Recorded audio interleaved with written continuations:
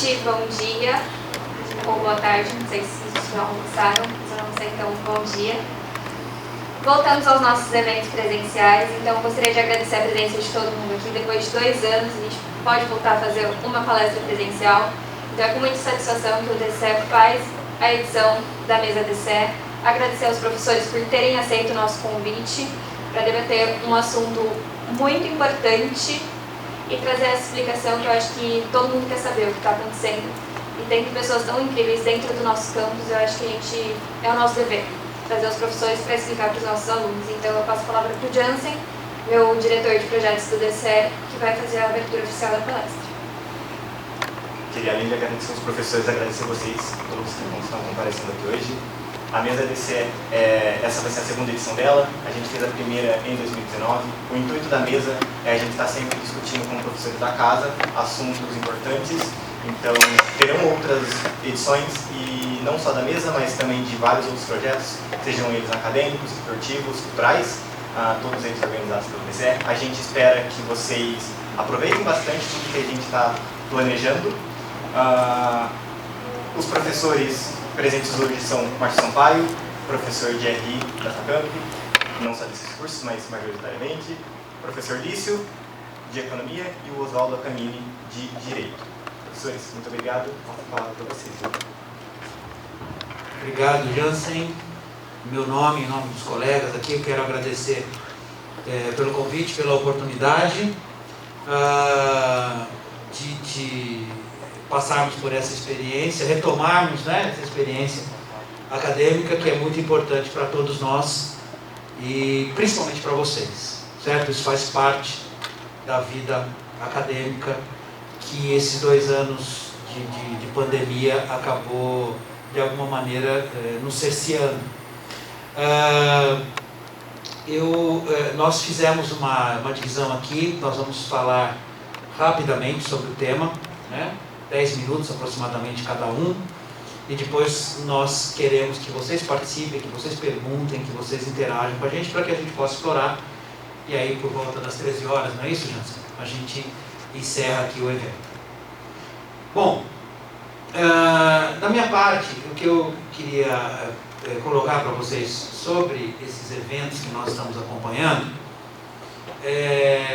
claro que é um tema bastante complexo, que na verdade, com a turma do primeiro ano de Relações Internacionais, essa temática nos toma 2 semestres, certo?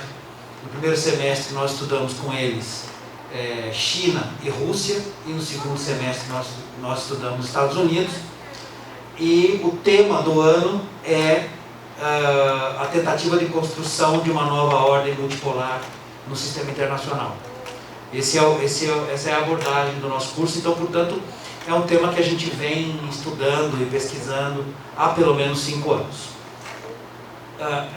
E, consequentemente, também não há muita surpresa para nós em relação a esses desdobramentos que estamos acompanhando. Esse é o primeiro ponto.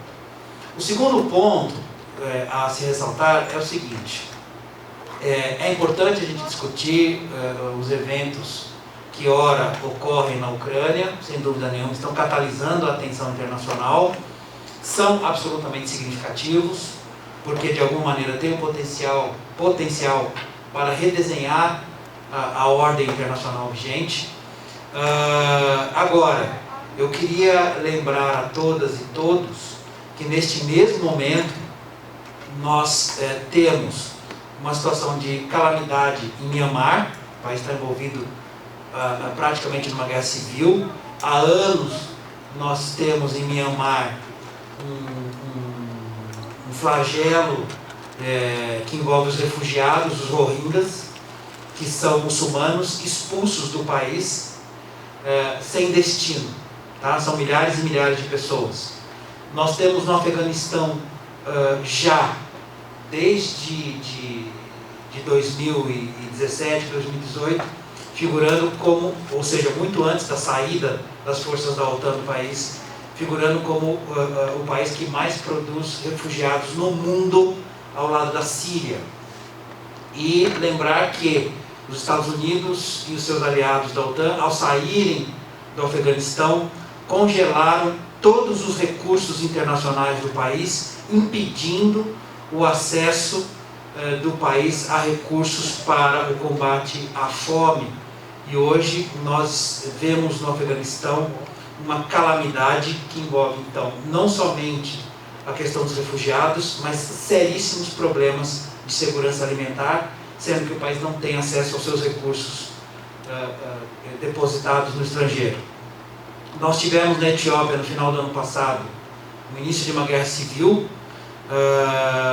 envolvendo a região do Tigrã, no noroeste do país, e em 2 meses essa guerra civil produziu 2 milhões de refugiados.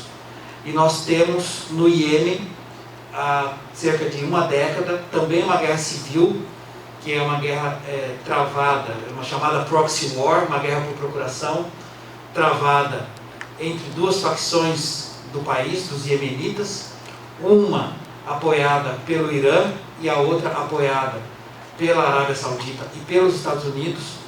E nós também temos ali um flagelo de dimensões terríveis, envolvendo também deslocamento de populações, mortalidade infantil elevadíssima. Então, é importante a gente destacar essas questões porque há um foco, né, há uma preocupação obviamente legítima com os mais de 2 milhões de refugiados produzidos na Ucrânia em 2 semanas e 20 dias de conflito, mas eu queria lembrar a todas e a todos que nós temos flagelos iguais ou piores ocorrendo em outros lugares do mundo nesse exato momento, certo? E para os quais a chamada comunidade internacional pouca ou nenhuma atenção dispensa. Dito isso, o que a gente precisa entender em linhas gerais sobre o que acontece na Europa Oriental? Nós temos um movimento que eu costumo chamar de movimento de acomodação das placas tectônicas. Ao final da Guerra Fria, em 1991, com o desaparecimento da União Soviética, foi decretada pelo então presidente dos Estados Unidos, George Bush, a chamada nova ordem mundial, uma ordem unipolar, e essa ordem unipolar preconizava e preconiza uma ordem que é determinada pelos valores políticos, sociais, econômicos e militares centrados a partir dos Estados Unidos.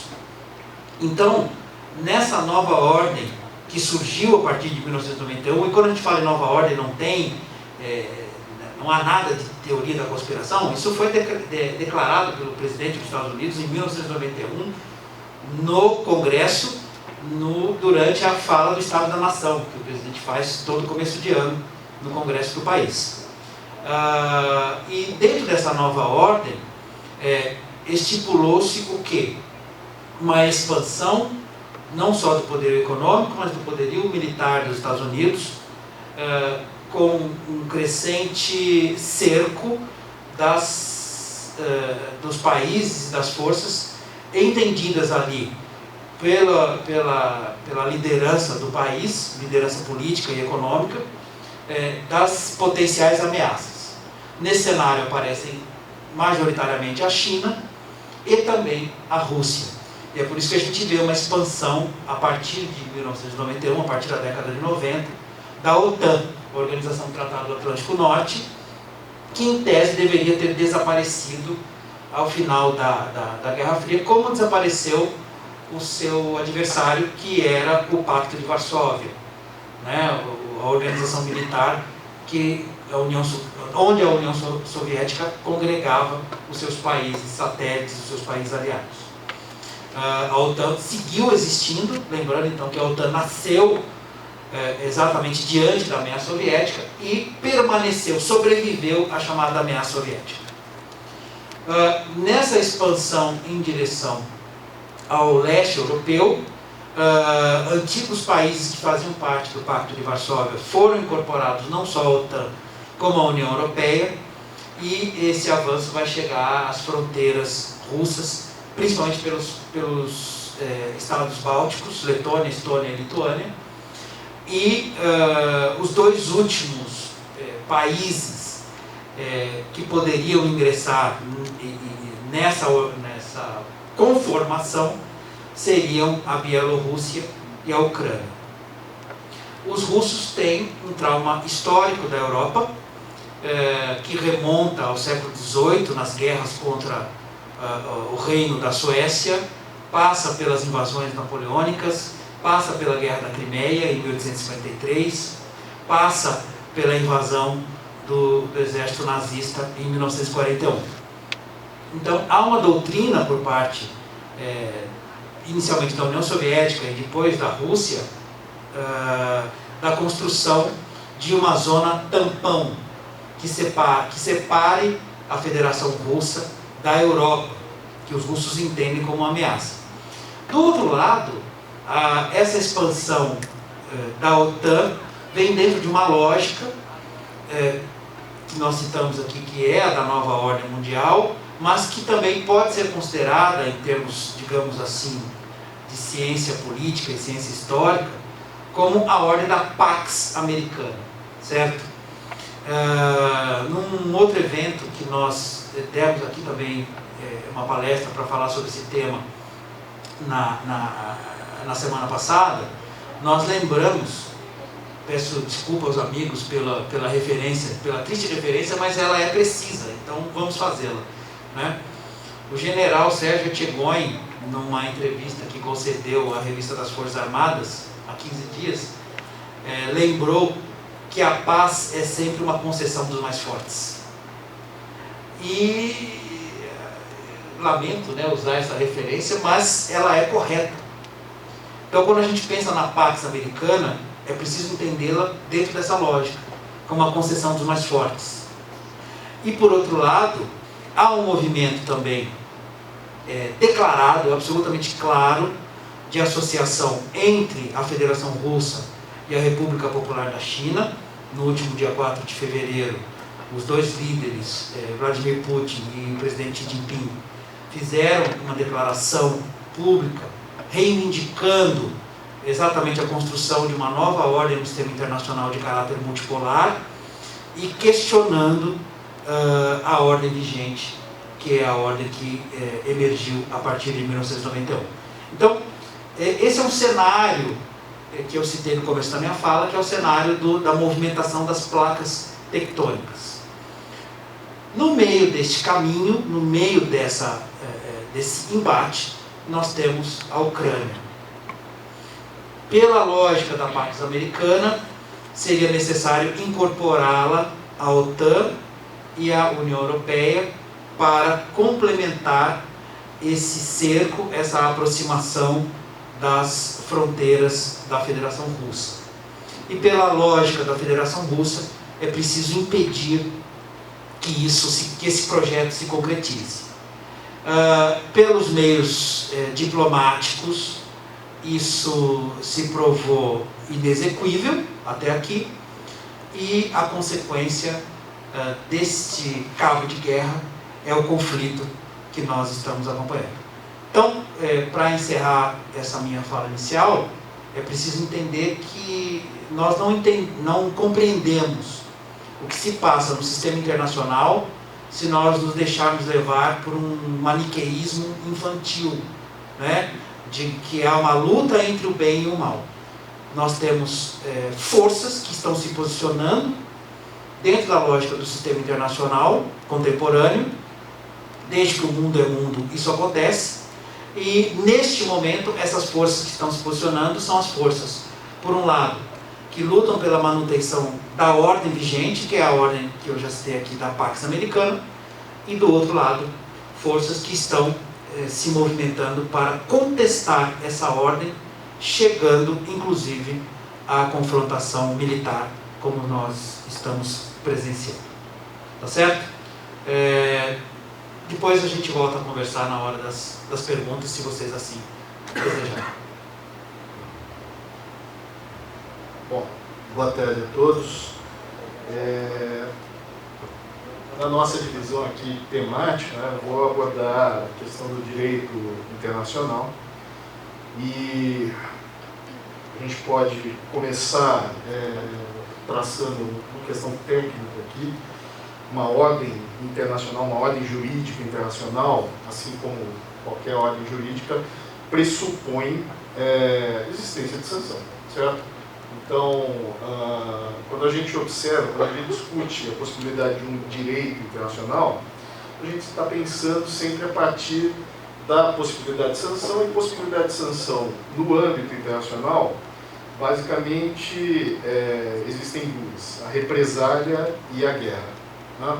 A diferença entre represália e guerra é só uma questão quantitativa de violência a ser empregada. Então, depois o professor Lício, no âmbito econômico, vai falar sobre as eventuais sanções econômicas. Essas sanções econômicas, sanções diplomáticas, sanções dessa natureza são, e até mesmo sanções militares, quando se reduzem a determinada quantidade pontual de violência, são represálias. A guerra é uma sanção típica, jurídica, no âmbito do direito internacional. Pensando num âmbito ainda técnico, ainda abstrato, né?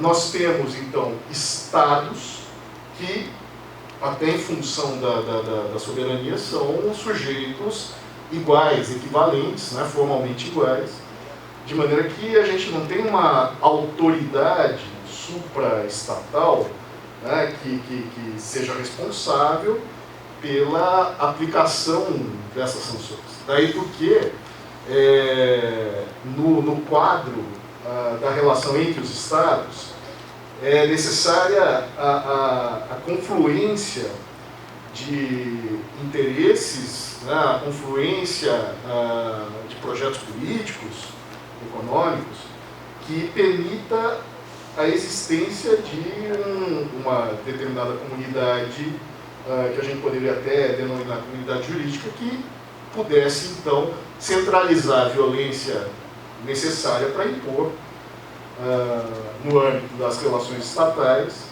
essas sanções, as represálias e as guerras, né? Pensando um pouquinho mais historicamente, no pós-guerra, pós-Segunda Guerra Mundial, quando da constituição da Organização das Nações Unidas, pensou-se e de fato se criou uma Corte Internacional de Justiça, uma corte permanente, um tribunal permanente de justiça que pudesse mediar os interesses dos Estados, os interesses conflitantes. A gente está pensando no quadro que vai se tornar o quadro da Guerra Fria, né? Profundamente conflituoso, portanto, de sorte que todos os Estados membros da ONU automaticamente aderem à jurisdição dessa Corte Internacional de Justiça. Por outro lado, a organização interna da ONU faz uma distinção entre a Assembleia, em que todos os Estados-membros, né, participam, que é a chamada Assembleia Geral, e um grupo especial que é composto por um número limitado de países, né, que é o Conselho de Segurança. Você tem 15 estados, 5 são fixos. No quadro da Guerra Fria, né, você tinha então Estados Unidos, Reino Unido e França, que corresponderiam, digamos, ao lado do bloco capitalista, né, comandado pelos Estados Unidos da América. E do outro lado, até pela sua inimizade histórica, você tinha lá a União Soviética e a China, né? Esse é o Conselho de Segurança, países com potencial nuclear. E a característica desse grupo de 5, dos 15, né, do Conselho de Segurança, é o direito ao veto. Possibilidade, então, de barrar qualquer política que atentasse contra o próprio interesse, ou o interesse do seu bloco.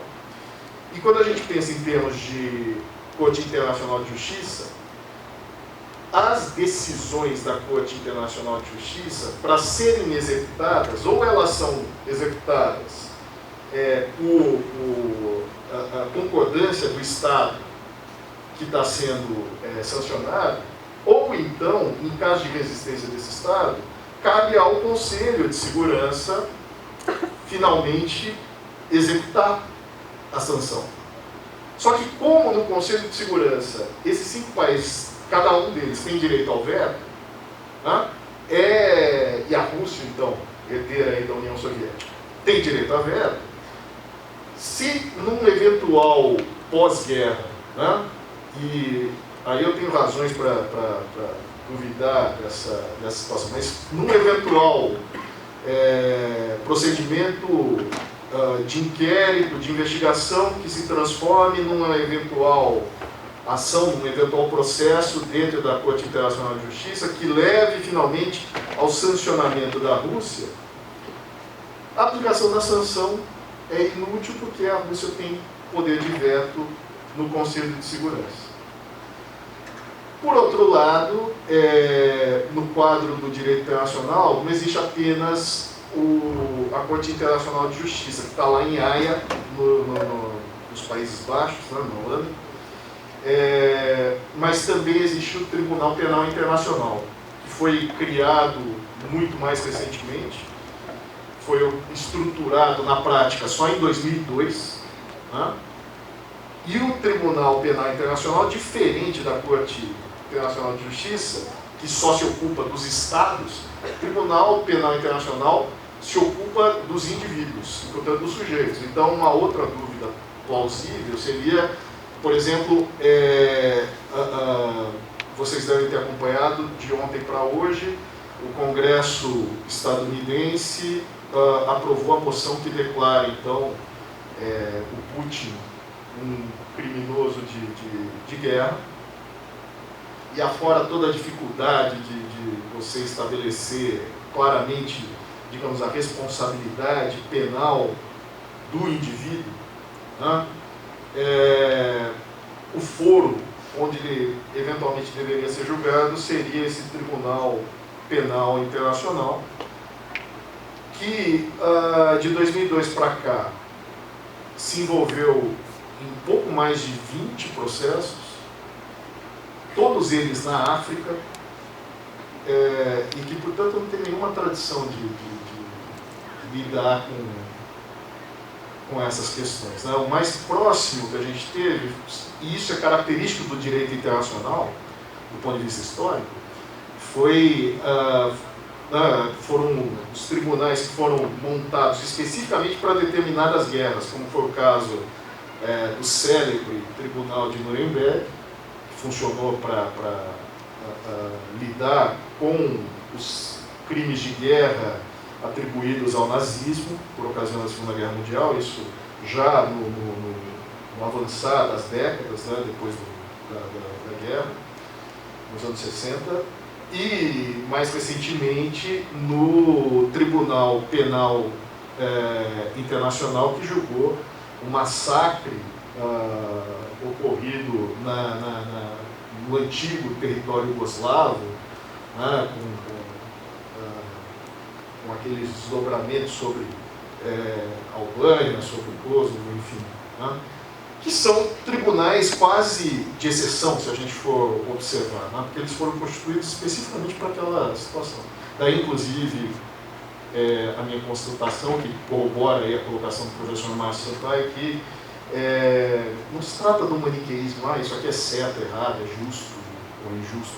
Não, a gente não deve pensar nessas questões nessa lógica simplista, vulgarizante de um conflito que é tão complexo. E, por outro lado, ainda no âmbito dessas questões relacionadas ao direito internacional, os desdobramentos, né, do debate propriamente jurídico acabam constituindo sempre aquilo que na tradição do direito internacional a gente vai chamar de ius cogens, ou então no costume jurídico internacional que muitas vezes pauta a análise, mas que não vincula. Esse é o ponto. Ou seja, não determina que no futuro, não obriga que no futuro certas soluções jurídicas devam se repetir simplesmente pelo fato de haver precedente. Né?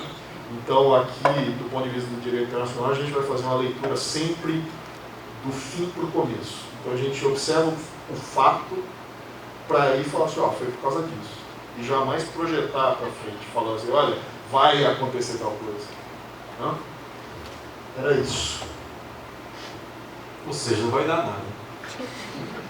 Não sei. Em resumo. Você que está projetando isso. Eu estou projetando, mas é isso mesmo. Eu vim aqui para fazer projeções, né? Como cabe ao economista, tá certo?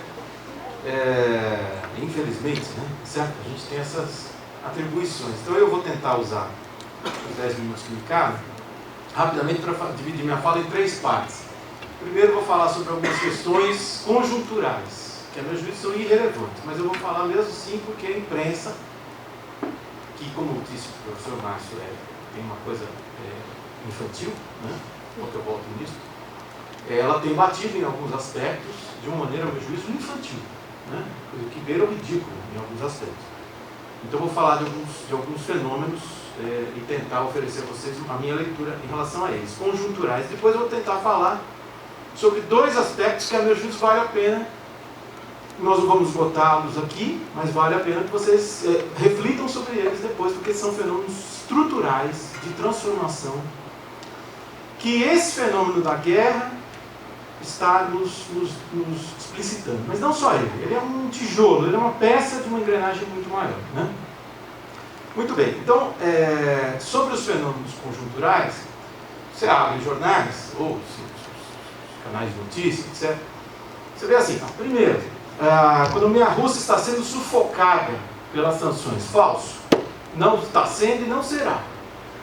Não será, porque a economia russa não é a economia da Coreia do Norte, não é a economia do Irã. A economia russa é uma economia de 90 milhões de habitantes, uma classe média de grande capacidade de gasto, certo? Deve ter aproximadamente 25 a 30 milhões de habitantes, quer dizer, uma economia, digamos, para os padrões mundiais, entre média e grande, certo?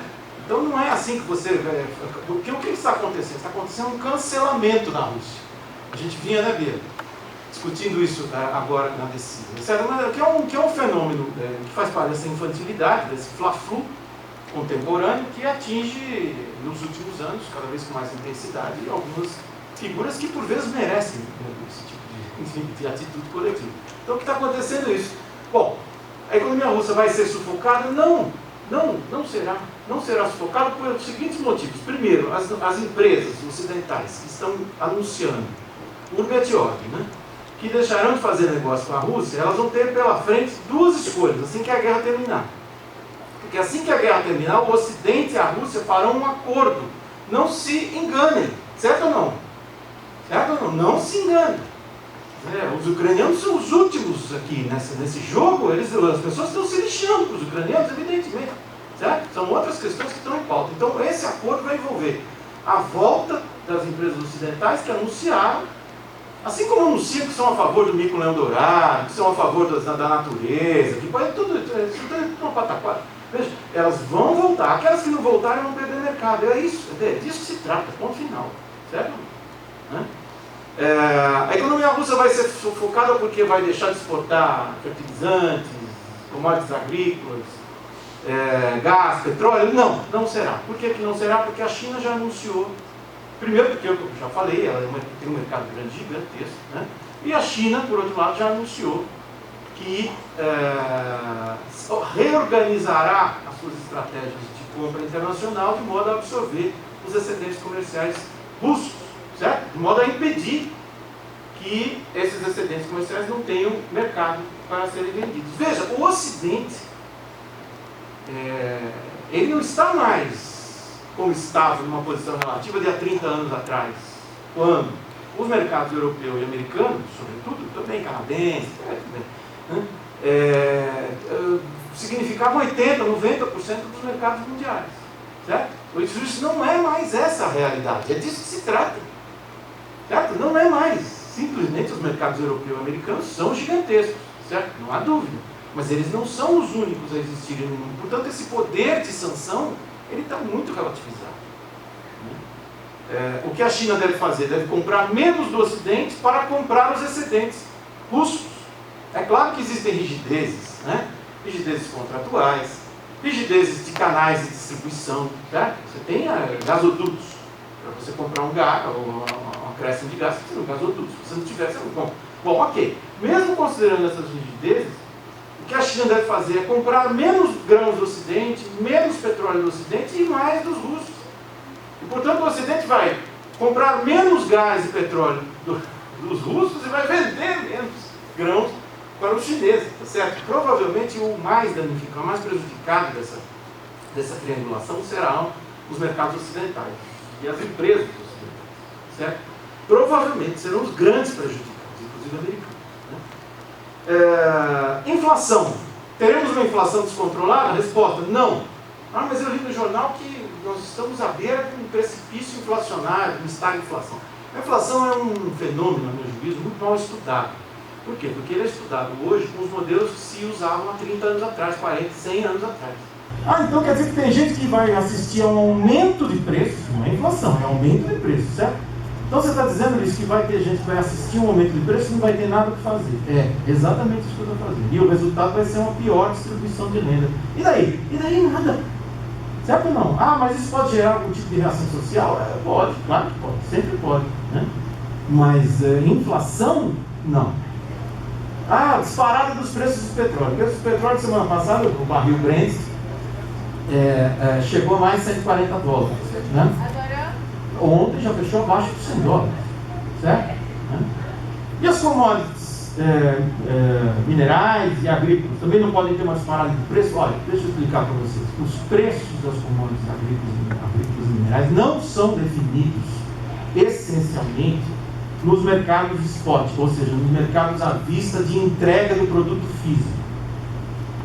O preço dessa água é definido no mercado à vista de contrato para entrega do produto físico água, certo? O preço das commodities agrícolas e minerais não são, eles são definidos nos mercados futuros, certo? Que fazem, então, contratos futuros em relação às commodities agrícolas e minerais. É desse movimento que o preço vem e bate no preço à vista. É por isso que o preço à vista oscila tanto. Não é porque falta oferta ou tem um excesso de demanda no mercado à vista, tá claro? Então, o que está acontecendo hoje nos mercados de petróleo e das demais commodities agrícolas e minerais é simplesmente fruto da especulação no mercado futuros. Ponto final. E vai recuar, porque não tem combustível para prosperar, certo? Vocês já viram que eu estou indo contra totalmente o que se diz na imprensa ocidental, né? Porque a imprensa ocidental, não sei se acho que o mais concorda comigo, com certeza, ela embarcou no fla-flu, né? Certo? Um maniqueísmo infantil, por seus dois pessoas, né? Maniqueísmo infantil. Então vamos torcer pela liberdade, pela democracia, né? E pelo menino, esse cidadão que vai na televisão de camiseta, barba por fazer. Claro, isso ganha, né, é o comediante. Não, veja, não se trata disso. Né? Se trata do quê? Se trata de uma apreciação da imprensa internacional, como só ia acontecer nos últimos anos, vem acontecendo de forma cada vez mais ampla, generalizada nos últimos anos, a imprensa internacional ocidental tratando fenômenos complexos de uma forma superficial. Certo ou não? É o bem contra o mal, maniqueísta. É o bem contra o mal. Quem é o mal? O mal é o Putin, é o mauzão, é o malvadão. Né? Certo? É o malvadão do desenho animado, né? Certo? E quem é o bem? O bem é o Zelensky. Pô, para, né? Ainda bem que a gente está na faculdade, certo? Que a gente joga no lixo essas interpretações superficiais, né? Nós não fazemos faculdade aqui para ser um substituto imediato da imprensa, né? Certo? Como vale, né?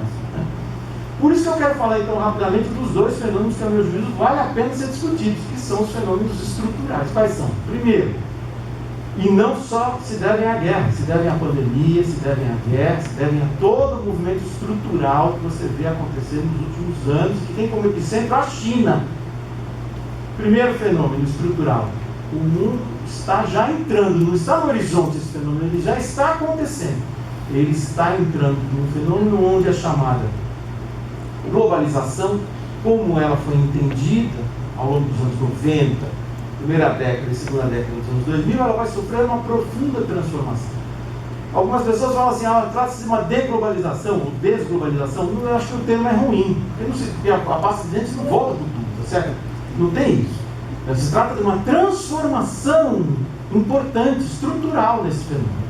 Qual é a transformação, objetivamente? A transformação vai se dar nas cadeias globais de valor. Ficou claro para todo produtor mundial que depende do fornecimento de peças, componentes, equipamentos, máquinas, que não é mais possível usar o critério apenas do preço, né, do custo, para compor o seu outsourcing global, ou seja, o seu conjunto de fornecedores. Né? Agora é preciso incluir na conta o quê? O risco geopolítico global. É preciso incluir na conta o risco de paralisações por fatores supranacionais, como é a pandemia, certo? Que impeça você de ter acesso a um componente estratégico, a um mecanismo estratégico, sem o qual você não pode para funcionar o seu produto e não pode o seu produto na prateleira. Ora, isso implica que as grandes montadoras, os grandes fabricantes industriais do mundo inteiro vão começar a diversificar os seus ofertantes, o que abre uma oportunidade muito grande para o Brasil. Muito grande, porque o Brasil ainda é, apesar da indústria brasileira ter desnaturado nas últimas décadas, a gente sabe disso, ela vem desmanchando, olha isso, ela vem perdendo densidade industrial, isso é ok. Mas ainda assim o Brasil é um dos países mais industrializados do hemisfério sul do mundo. Certo? Olha para o hemisfério sul do mundo e me fala um país mais industrializado que o Brasil. A Argentina, está de brincadeira. O México, não. Certo? A África do Sul, claro. É menos. Certo? Não tem. Então o Brasil está a cavaleiro para, a partir de um plano nacional estratégico, apropriar-se dessa oportunidade. E particularmente, vamos ser sinceros, o Estado de São Paulo e particularmente a região de Campinas está muito bem lançada nessa questão, certo? Né? Então eu acho que aí há uma mudança estrutural profunda. As grandes empresas mundiais vão diversificar suas fontes de fornecimento. E isso vai abrir oportunidades para que novos fornecedores de peças e componentes que hoje são concentrados essencialmente na China cresçam em outras regiões do mundo. Segundo fenômeno estrutural, né, para encerrar a minha participação e abrir, né, para vocês. Nós estamos às vésperas do início de um profundo movimento de realinhamento das taxas de câmbio no mundo. Né? Todas as vezes que isso aconteceu no passado, esse realinhamento é um eufemismo, né? É uma palavrinha meio suspeita, porque parece que é uma coisa suave, né? Harmônica, assim, né? Saímos da posição A, vamos para a posição B, na curva de Japão. Não. Todos os movimentos que viram acontecer um realinhamento cambial, ou um reposicionamento das moedas-chave no plano internacional, foram momentos de profunda instabilidade cambial. Né? Então a gente está às vésperas de ver um questionamento muito forte em relação ao dólar americano, como sendo a moeda-chave hegemônica. A notícia mais importante dessa semana no Juízo foi uma notícia publicada ontem pelo Wall Street Journal e publicada ontem também, traduzida pelo Valor Econômico, republicada hoje, tantos cliques que ela deve ter recebido, que diz respeito à Arábia Saudita, que cogita começar a faturar o petróleo que ela vende para a China em renminbi, que é a moeda chinesa. Certo? Veja que 25% do petróleo vendido pela Arábia Saudita é vendido para a China. A China compra hoje aproximadamente 1.760.000 barris de petróleo por dia da Arábia Saudita, é a maior compradora individual da Arábia Saudita. Os Estados Unidos, para vocês terem uma ideia de proporção, compram 500.000 barris de petróleo por dia da Arábia Saudita. Então, veja, não estou dizendo que a Arábia Saudita vai fazer isso amanhã. Não estou dizendo nem que ela vai fazer isso no próximo mês ou em algum, mas o fato de haver essa possibilidade é um sintoma de que o dólar está sob risco, é um sintoma de que está sob dúvida, certo? E aí volta a guerra para encerrar. Quer dizer, quando os americanos